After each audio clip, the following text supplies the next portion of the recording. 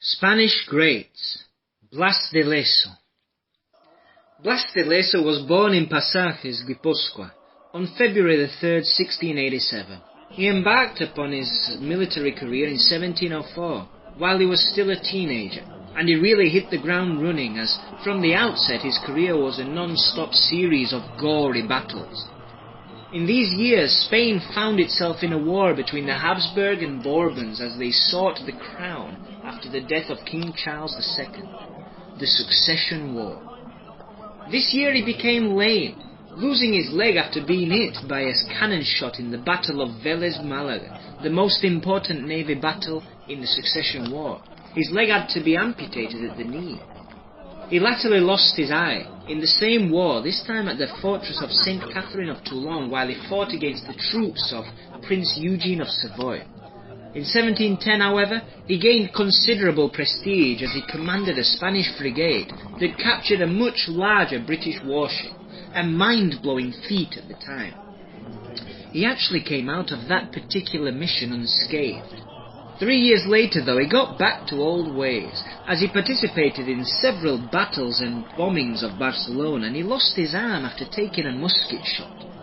This violent disarmament, if you excuse the pun, didn't stop him, and he went on to destroy the enemy fleet by lighting a bunch of his own ships on fire and letting them go into the middle of the enemy formation, torching the entire enemy navy. While he kinda stole that manoeuvre from the great Sir Francis Drake, who had used it to great effect to delay the Spanish Armada some 125 years earlier at the unfortunate Battle of Gravelines. After the Succession War, he became part of a Spanish-French squadron under the command of Bartolome of Urdaci, with the task of putting an end to pirate presence in the South Seas, Peru. This was another impressive success for Blas, as he recovered over 3 million pesos worth of gold from Dutch and English vessels. The biggest challenge of Blas de Lezo, at this time a 39-year-old veteran, was when he had to defend Cartagena of India from the British Navy, who were eager to conquer the territory. Cartagena of Indias was the centre of America's commerce and the place where the wealth of the Spanish colonies converged, so it's easy to see why it was an alluring prospect for the British Navy. The pretext that was used by the English was the assault of a British ship. Preparations for war began, and the English army didn't skimp on expenses, and this huge budget helped Britain get together one of the most formidable fleets ever seen in history. The British had 195 ships, 3,000 cannons and 25,000 soldiers. Lezo promptly set out delaying the British attack. He was outnumbered almost 8 to 1, so he tried to prolong the battle as long as possible, standing his ground with his 8 warships, striking and then falling back. Eventually enough boats sank and thus created a barrier between the two armies, stalling the British attack. Once the sunken ships had been dragged away, though, the Spanish ships were vulnerable and were either captured or sunk. Lezo's admiral flag was taken and sent back to London as a trophy, which brings up perhaps the funniest anecdote about the whole thing.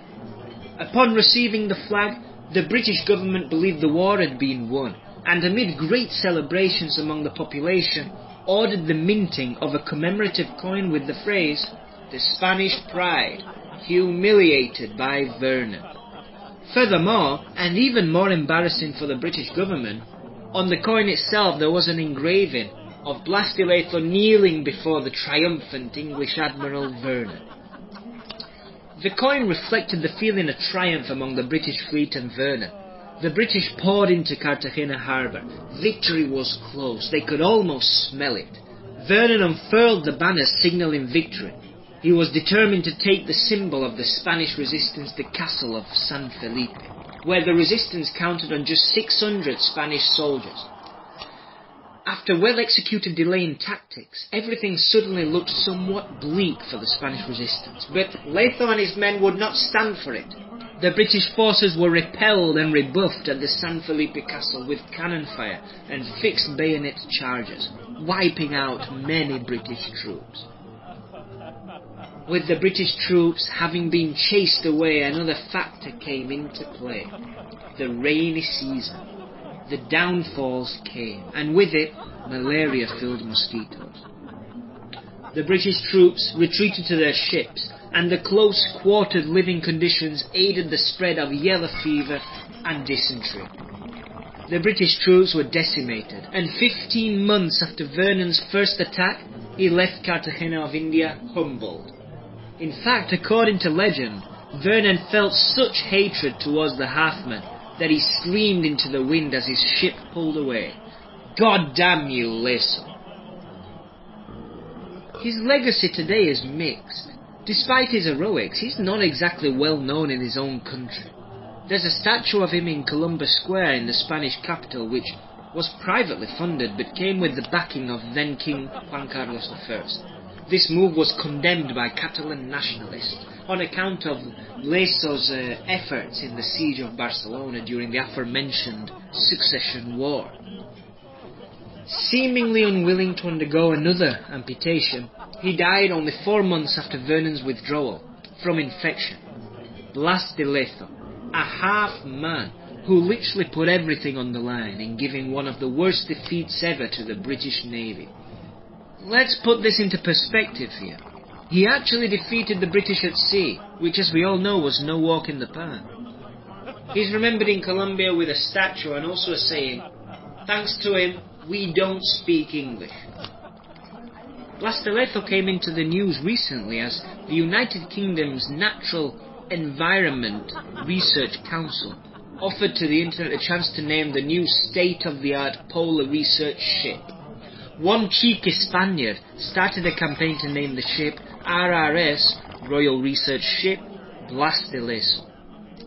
It turned out to be a very successful trolling campaign as RRS Blas de Lezo finished second to the similarly mischievous entry RRS Boaty McBoatface. The campaign also included an entry for RRS It's Bloody Cold Here.